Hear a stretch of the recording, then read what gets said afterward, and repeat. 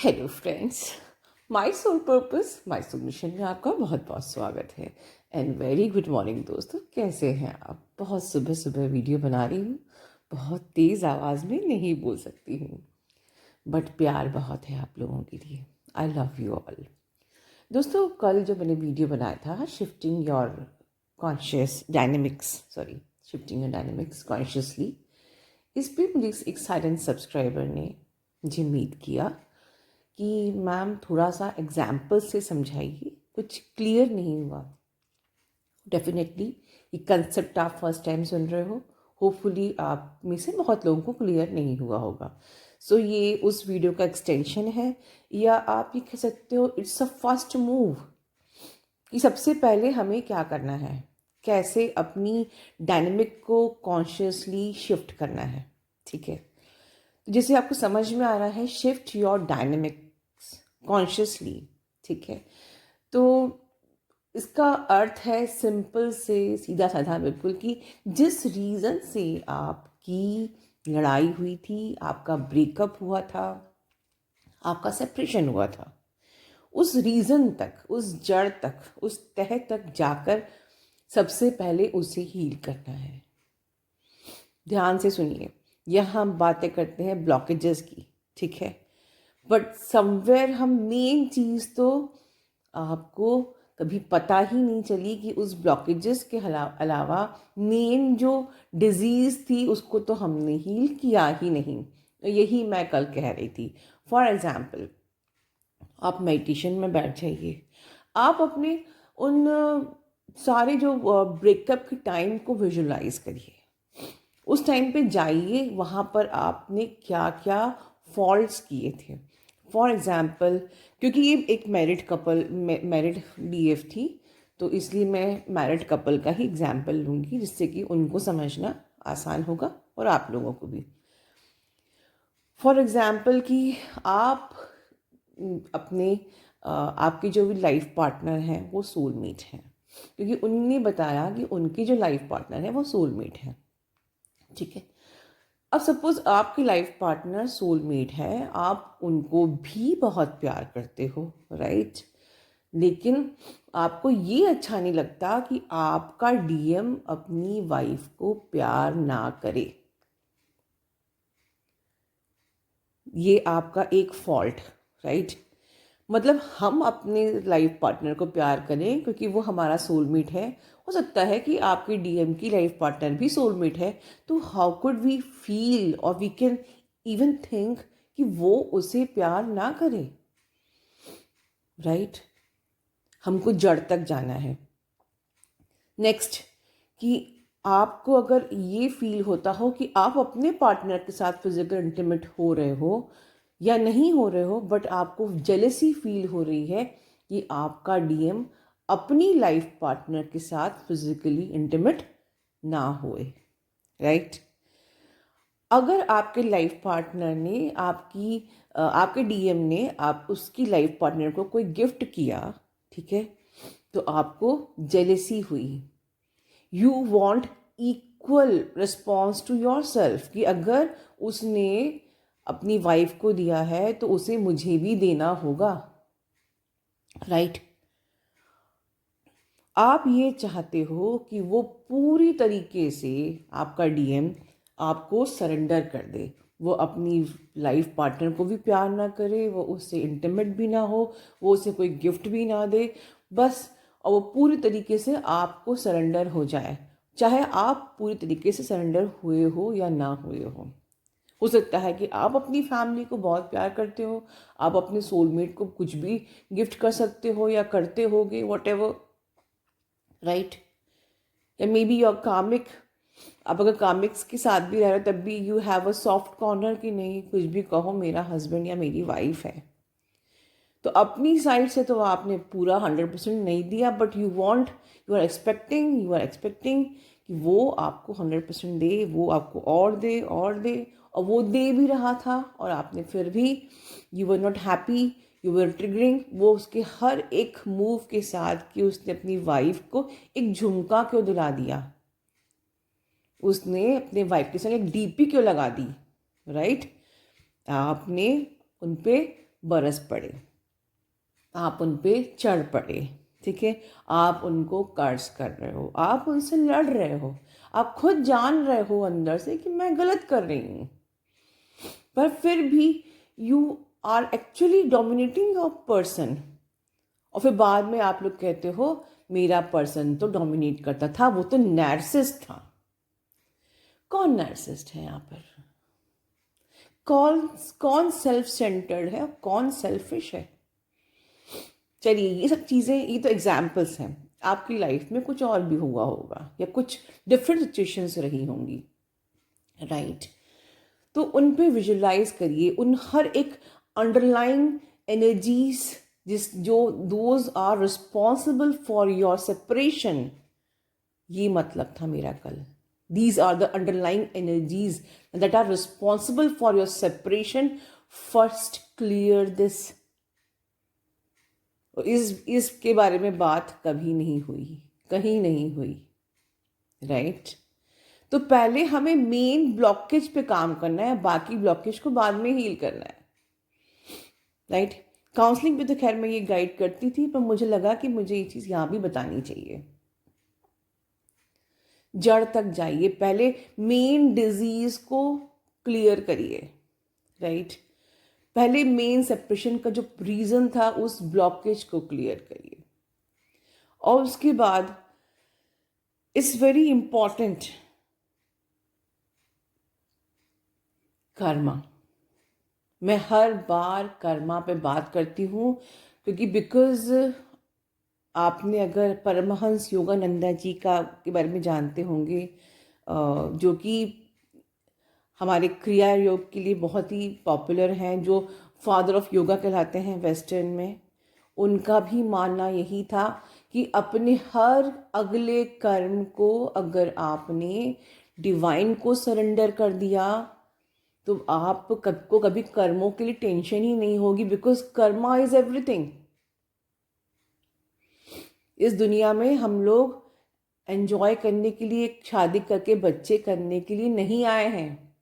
इस दुनिया में हम कर्म करने आए हैं, खुद को इवॉल्व करने। कर्म भूमि है, यहाँ हम कर्म करने आए हैं, खुद को इवॉल्व करने आए हैं और अपने पास कर्मास को क्लियर करने के लिए आए हैं। So always focus on karmas, each and every step you should be focus on karmas. Yogananda ji भी कहते हैं कि आपका हर अगला स्टेप, आपका हर अगला कर्म अगर डिवाइन को सरेंडर होगा तो आपसे जिंदगी में कभी पाप होंगे ही नहीं, आपको अगला जन्म मिलेगा ही नहीं, ठीक है?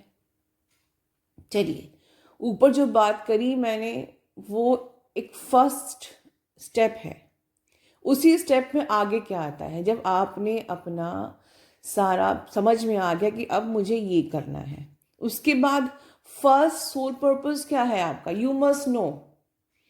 आपने सारे ब्लॉकेजेस को क्लियर किया, ठीक है? जो भी उस वक्त का आपका underlying stagnant energies that were responsible for your separation, उस सब पे आपने काम किया, राइट? उसके बाद सेकेंड थिंग, आपने कर्मा पे चेक रखा, ओके?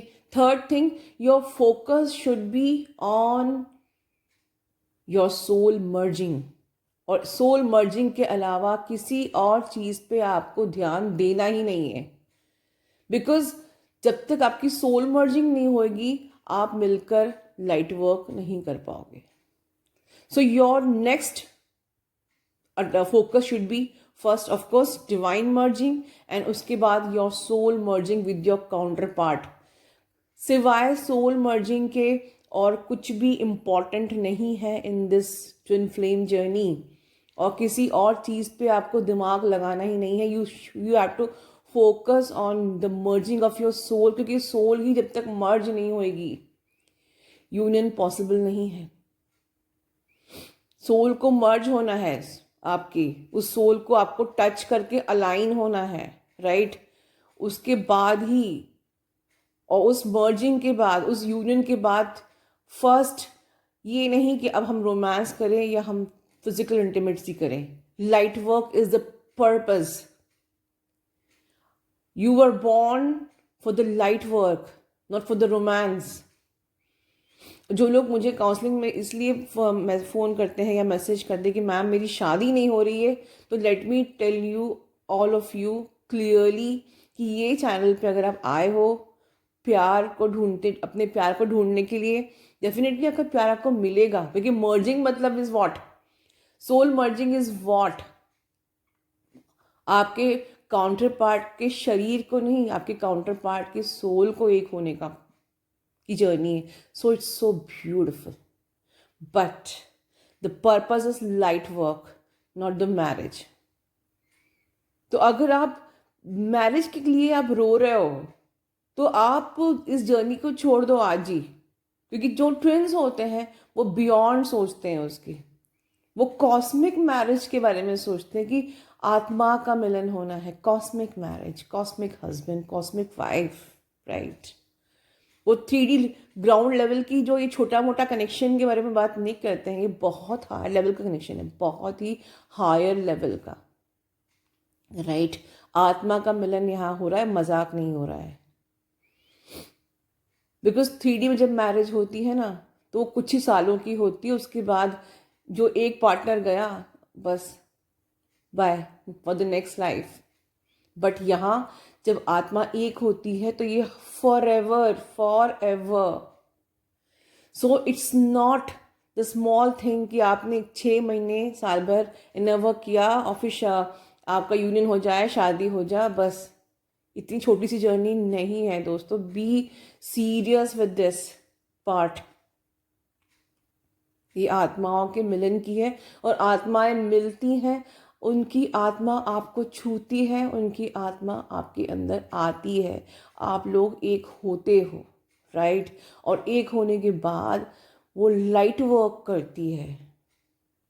कर्मा बैगेज है तो शादी भी होती है, सब कुछ होता है. It is the most intense connection, no doubt.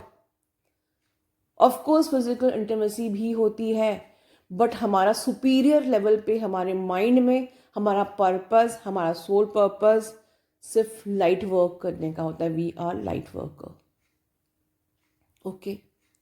And जो लोग सोलमेट से डील कर रहे हैं और जो लोग इसलिए कंफ्यूज हो रहे हैं इस जर्नी में कि यार मेरे पास सोलमेट है, let me clear all of you, आपका सोलमेट कितना भी अच्छा हो, आपकी मेडिसिन आपका ट्विन ही होता है.